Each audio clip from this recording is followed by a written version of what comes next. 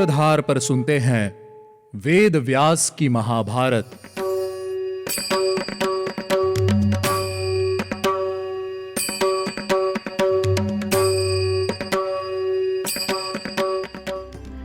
आप सुन रहे हैं सूत्रधार प्रस्तुति वेद व्यास की महाभारत। मैं हूं आपके साथ आपकी सूत्रधार मान्या शर्मा, जो आपको लेकर जाएगी महाभारत के युग में। पिछले एपिसोड में धृतराष्ट्र ने द्रौपदी को 3 वर प्रदान किए। उन 3 वर के द्वारा द्रौपदी ने अपने पतियों को मुक्त कराया। एपिसोड के अंत में युधिष्ठिर राजा धृतराष्ट्र से आज्ञा मांग रहे थे। चलिए जानते हैं आगे की कथा। धृतराष्ट्र ने कहा, राजन, तुम्हारा कल्याण हो। तुम मेरी आज्ञा से हारे हुए धन के साथ बिना किसी विघ्न के वापस अपनी राजधानी लौट जाओ और अपने राज्य पर शासन करो। मेरी यही आज्ञा है। एक बात और है, उस पर भी ध्यान देना। मेरी कही हुई बातें तुम्हारे हित और मंगल के लिए होंगी। तुम धर्म की सूक्ष्म गति को जानते हो। जहाँ बुद्धि है वहीं शांति है। इसीलिए तुम शांत हो जाओ। जो कुछ हुआ उसे भूल जाओ। जो पुरुष वैर को भूलकर गुणों की ओर देखता है, वही पुरुष उत्तम पुरुष कहा गया है। साधु पुरुष दूसरे व्यक्ति के सत्कर्मों को ही याद रखता है। उनके मन में बदले की भावना नहीं होती है। सत्य पुरुष कभी अपनी मर्यादा को भंग नहीं करता। तुम भी श्रेष्ठ पुरुषों का आचरण करो युधिष्ठिर। अपने हृदय में बदले की भावना मत लाना। युधिष्ठिर, तुम तो उत्तम गुण ग्रहण करने की इच्छा से अपनी माता गांधारी तथा यहाँ बैठे हुए मुझ अंधे बूढ़े ताऊ की ओर देखो। मैंने सोच समझकर ही इस जुए को नहीं रोका, क्योंकि मैं मित्रों और सुहृदों से मिलना चाहता था और अपने पुत्रों के बलाबल को देखना चाहता था।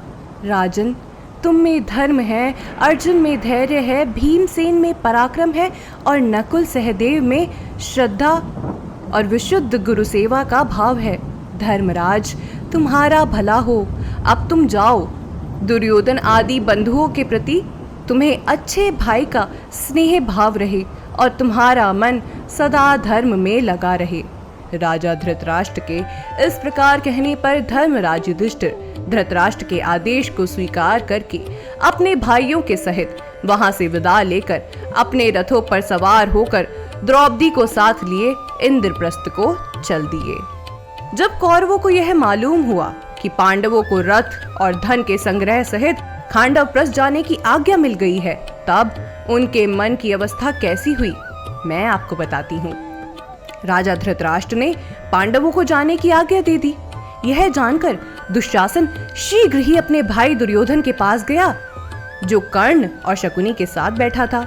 वहां जाकर दुशासन दुखी होकर इस प्रकार बोला, महारथियों, आप लोगों को यह मालूम होना चाहिए कि हमने बड़े दुख से जिस धनराशि को प्राप्त किया था, उसे हमारा बूढ़ा बाप नष्ट कर रहा है। उसने सारा धन शत्रुओं के अधीन कर दिया है। यह सुनकर दुर्योधन, कर्ण और सुबुल पुत्र शकुनी पांडवों से बदला लेने के लिए परस्पर मिलकर सलाह करने लगे। फिर उन सब ने बड़ी उतावली के साथ राजा धृतराष्ट्र के पास जाकर मधुर वाणी से कहा, पिताजी, संसार में अर्जुन के समान पराक्रमी धनुर्धर दूसरा कोई नहीं है। महाराज, अर्जुन ने पहले जो साहसपूर्ण कार्य किए हैं उनका वर्णन करता हूँ, सुनिए। राजन, पहले राजा द्रुपद के नगर में द्रौपदी के स्वयंवर के समय धनुर्धरों में श्रेष्ठ अर्जुन ने वह पराक्रम कर दिखाया जो दूसरों के लिए अत्यंत कठिन था। उस समय कर्ण आदि सभी राजाओं को अपने बल और पराक्रम से युद्ध में जीतकर कुंती कुमार अर्जुन ने उस समय द्रौपदी को प्राप्त किया। ठीक वैसे ही जैसे पूर्व काल में पितामह भीष्म ने संपूर्ण क्षत्रिय समुदाय में अपने बल पराक्रम से काशीराज की कन्या अंबा आदि को प्राप्त किया था। अर्जुन ने तीर्थ यात्रा के समय ही नागलोक में पहुंचकर परम सुंदरी नागराज कन्या उल्लूपी के साथ उसके प्रार्थना करने पर उसे अपनी पत्नी के रूप में ग्रहण किया। दक्षिण समुद्र के तट पर कुमारी तीर्थ में पहुंचकर अर्जुन ने अत्यंत शौर्य का परिचय देते हुए ग्रह रूप धारिणी 5 अप्सराओं का बलपूर्वक उद्धार किया। कन्याकुमारी तीर्थ की यात्रा पूर्ण करके वे दक्षिण से लौट आए और अनेक तीर्थों में भ्रमण करते हुए द्वारकापुरी जा पहुंचे। वहां भगवान श्री कृष्ण के आदेश से अर्जुन ने सुभद्रा को लेकर रथ पर बिठा लिया और अपनी नगरी इंद्रप्रस्थ की ओर प्रस्थान किया। महाराज, अर्जुन ने अग्निदेव को उनके मांगने पर खांडव वन समर्पित कर दिया था। जब अग्निदेव खांडव वन को जलाने लगे, उस समय अग्निदेव से रथ, धनुष, बाण और कवच आदि लेकर महान बल और प्रभाव से युक्त अर्जुन अपने पराक्रम से उसकी रक्षा करने लगे। खांडव वन के दाह का समाचार सुनकर देवराज इंद्र ने मेघों को आग बुझाने की आज्ञा दी। उनकी प्रेरणा से मेघों ने बड़ी भारी वर्षा प्रारंभ भी की, लेकिन अर्जुन ने अपने पराक्रम से इंद्रदेव सहित सभी देवताओं को हरा दिया। पिताजी, इस प्रकार अर्जुन ने पूर्व काल में ये और इसी प्रकार बहुत से पराक्रम दिखाए हैं। संसार में कहीं कोई ऐसा पुरुष नहीं है जो बल और पराक्रम में अर्जुन की समानता कर सके। देवता, दानव, यक्ष, पिशाच, नाग, राक्षस एवं भीष्म, द्रोण आदि समस्त कौरव महारथी, भूमंडल के संपूर्ण नरेश तथा अन्य धनुर्धर वीर, ये सभी तथा अन्य बहुत से शूरवीर युद्ध भूमि में अकेले अर्जुन को चारों ओर से घेरकर पूरी सावधानी के साथ ही खड़े क्यों ना हो जाए, तो भी उसका सामना नहीं कर सकते। मैं अर्जुन के विषय में नित्य निरंतर चिंतन करते हुए उसके भय में जीता रहता हूँ। पिताजी, मुझे प्रत्येक घर में सदा हाथ में पाश लिए यमराज की भांति गांडीव धनुष पर बाण चढ़ाए अर्जुन दिखाई देता है। मैं इतना डर गया हूँ कि मुझे हर और अर्जुन दिखाई देता है। यह सारा नगर मुझे अर्जुन के रूप में प्रतीत होता है। मैं एकांत में भी अर्जुन को देखता हूँ, स्वप्न होने पर भी अर्जुन को देखता हूँ। मैं चिंतित हो उठा हूँ पिताजी। अर्जुन के सिवा शत्रु पक्ष में मुझे किसी से भी डर नहीं लगता। महाराज, मेरा विश्वास है कि अर्जुन युद्ध में प्रहलाद अथवा बलि को भी मार सकता है। इसीलिए उनके साथ किया हुआ युद्ध हमारे सैनिकों के संहार का कारण होगा। मैं अर्जुन के प्रभाव को जानता हूँ पिताजी, इसीलिए सदा दुख से भरा रहता हूँ। पिताजी, मुझे अर्जुन से भय हो रहा है। कुछ कीजिए पिताजी, कुछ कीजिए। अपने पुत्र की चिंता सुनकर धृतराष्ट्र बोले, बेटा, अर्जुन के महान पराक्रम को मैं जानता ही हूँ। उनके इस पराक्रम का सामना करना अत्यंत कठिन है। तुम वीर अर्जुन का कोई अपराध न करो। उनके साथ द्युत क्रीड़ा, शस्त्र युद्ध अथवा कटु वचन का प्रयोग कभी न करो, क्योंकि इन्हीं के कारण उनका तुम लोगों के साथ विवाद हो सकता है। बेटा, तुम अर्जुन के साथ सदा स्नेहपूर्ण बर्ताव करो।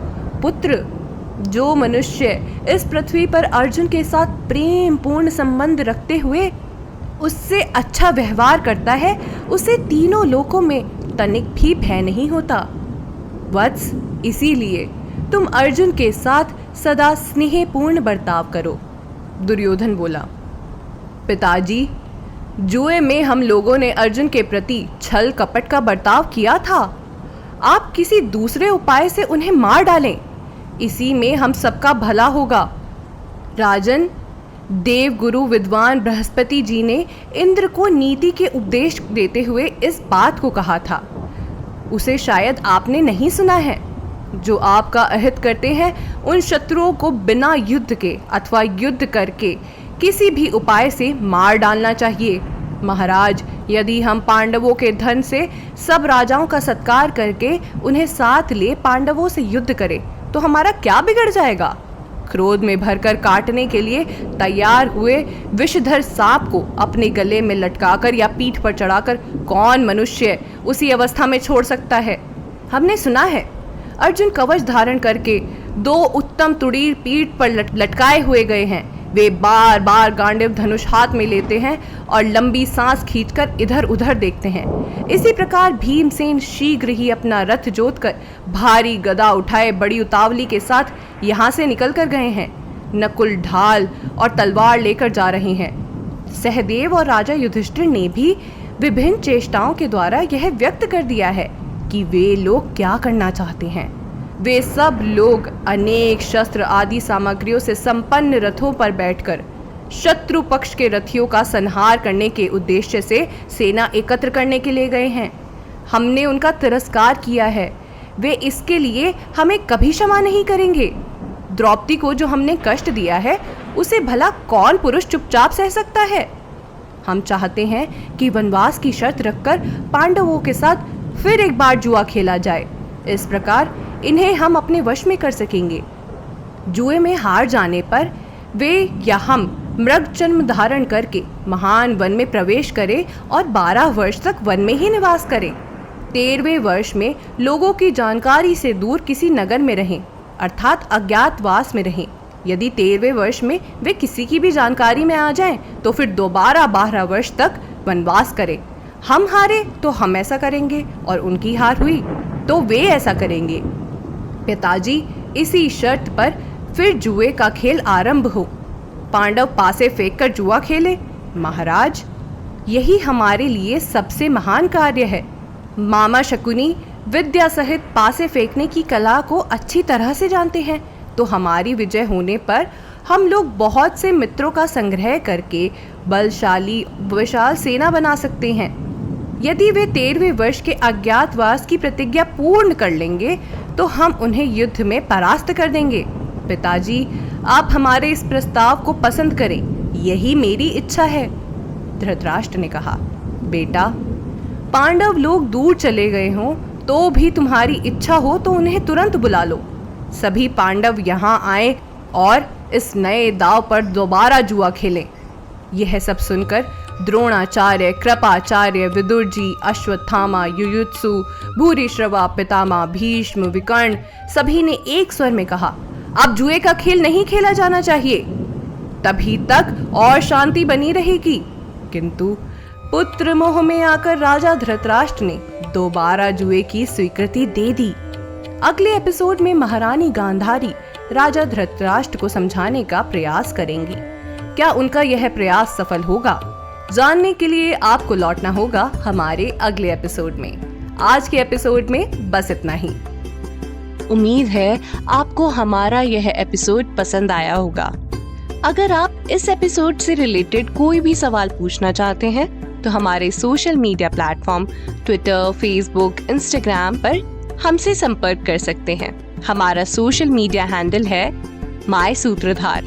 साथ ही साथ ऐसी ही अनेक रोचक पौराणिक कथाओं के वीडियो देखने के लिए आप डाउनलोड कर सकते हैं हमारी सूत्रधार ऐप। हमारी ऐप एंड्रॉइड और iOS दोनों यूजर्स के लिए उपलब्ध है। यहाँ आपको हर एक कहानी सुंदर चित्रण और सटीक फैक्ट्स के साथ मिलेगी। इसके अलावा आप श्री राम कथा, मिनी टेल्स पॉडकास्ट हिंदी और इंग्लिश, नल दमयंती प्रेम कथा हिंदी, इंग्लिश तथा ऐसी ही अनेक कहानियाँ अपने मनपसंद ऑडियो प्लेटफॉर्म पर सुन सकते हैं। लिंक आपको डिस्क्रिप्शन में मिल जाएगा। मैं आपकी सूत्रधार मान्या शर्मा मिलूंगी आपसे अगले एपिसोड में। याद रखिएगा, हम हर सोमवार और शुक्रवार आपसे मिलते रहेंगे।